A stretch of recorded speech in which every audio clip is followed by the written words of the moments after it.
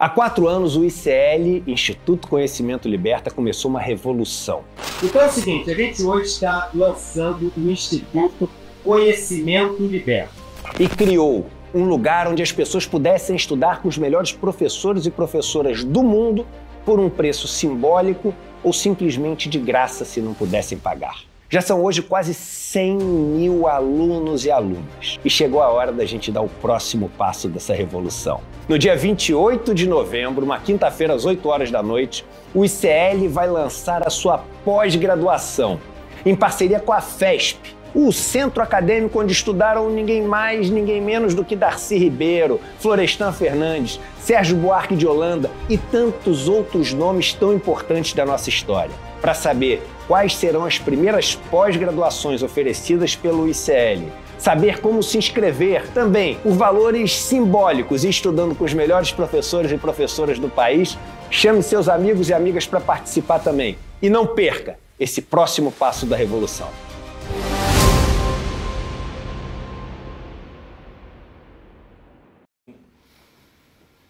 Muito bem, pessoal, quinta-feira, 21 de novembro, 7h03 da manhã, estamos começando o nosso Desperta, hoje com a voz, a meia fase, ô Gabriel. Não sei o que aconteceu, eu acordei desse jeito.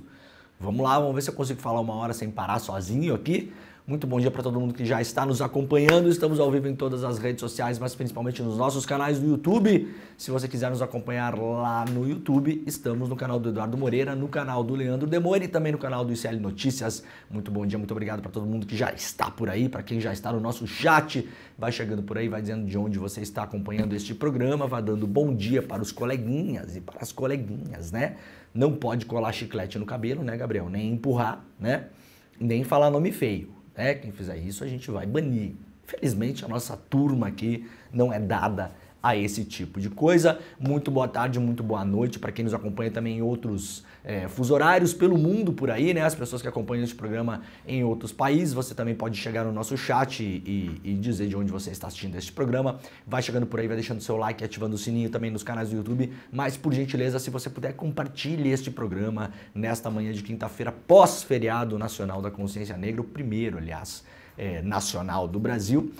Se você quiser nos assistir pela televisão, estamos ao vivo também lá na Bahia, na TV Quilimurê, em São Paulo na TVT e em Porto Alegre na Pop TV, e em 3 emissoras de rádio em São Paulo, a Rádio Cantareira, a Rádio Brasil Atual e também a Rádio Heliópolis. Se você quiser acompanhar este programa no bom e velho radinho, principalmente as pessoas que estão no trânsito, é muito bom ter a companhia de todo mundo por aí. Se você não sabe, nós estamos, claro, nessas 3 emissoras, então se você estiver em São Paulo e quiser sintonizar pelo rádio, né, a gente tenta ao máximo aqui transformar o programa também em um programa radiofônico. As imagens que a gente vai mostrando por aqui, eventualmente os vídeos, eu vou tentando explicar de modo que as pessoas que estão só nos ouvindo consigam acompanhar as notícias também. Gente, vamos lá então?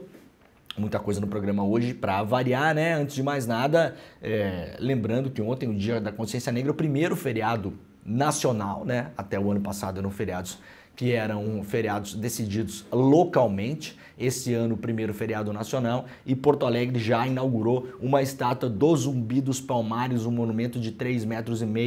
Fica em um largo que leva o nome do líder do Quilombo dos Palmares, capital do Rio Grande do Sul. É o berço do Dia da Consciência Negra, comemorado em 20 de novembro, porque foi de Porto Alegre que partiu, né? A ideia de fazer esse dia de reflexão em relação à negritude no Brasil. E aí, ontem foi inaugurada essa estátua aqui, ó. Muito legal a estátua, né? Do Zumbi dos Palmares, lá em Porto Alegre. Algumas cidades do Brasil já tem essas estátuas também, né? São Paulo tem, Rio de Janeiro tem também, né? Rio de Janeiro lá na Presidente Vargas, algumas outras cidades têm. E ontem a inauguração em Porto Alegre. O monumento fica no largo que leva o nome do líder quilombola, morto no dia 20 de novembro de 1695.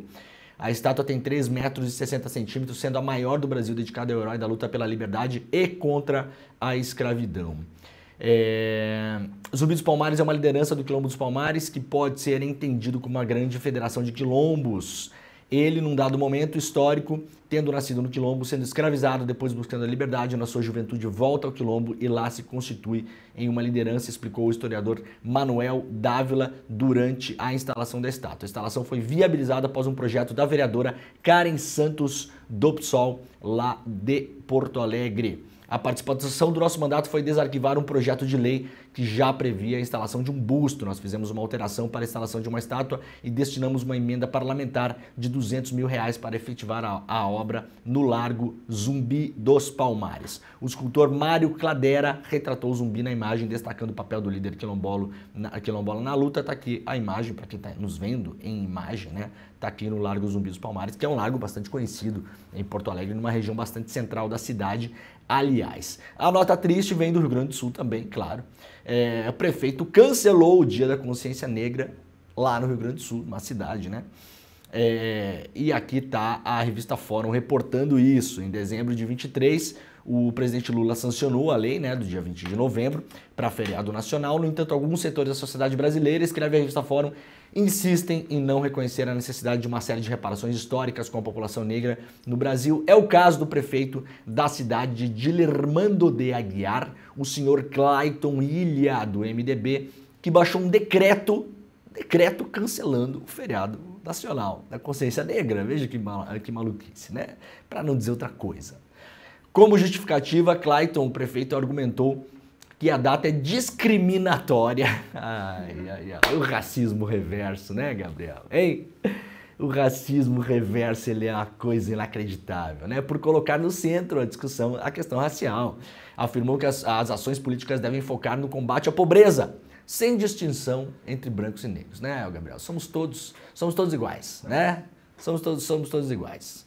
Se não começarmos a discutir a cor, se nós começarmos a discutir a cor, diz o prefeito, que é branco, óbvio, nós vamos estar discriminando também, Gabriel, né? Quantas vezes, Gabriel, você já foi discriminado numa loja por ser branco, hein?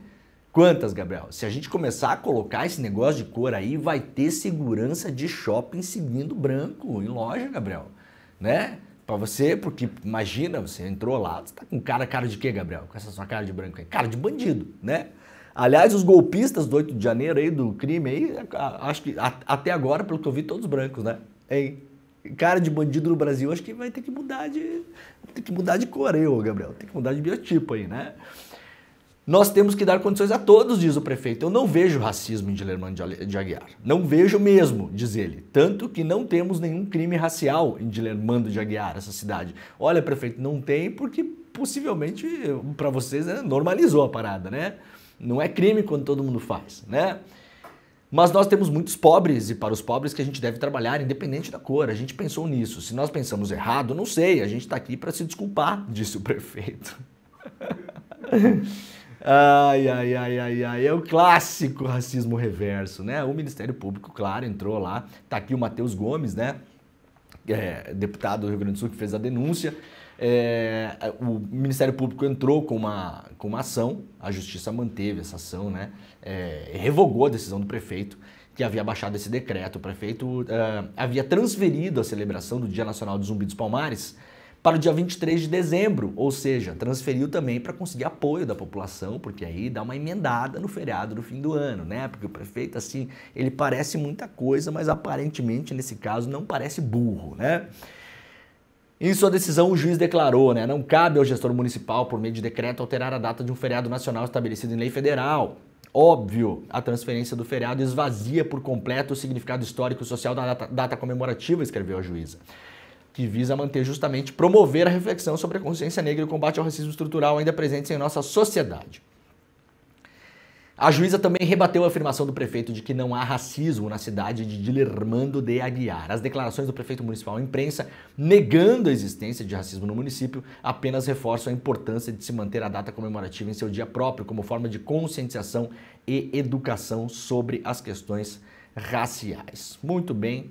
É mais um, como direi, Gabriel, idiota, talvez, tentando aparecer, né? Eu acho que é um bom termo, porque é um bom termo, né? Ali na matéria ele já começa se desculpando e falando que tá certo. Isso, pois é, prefeito, o senhor é mais um idiota querendo aparecer com esse negócio, né?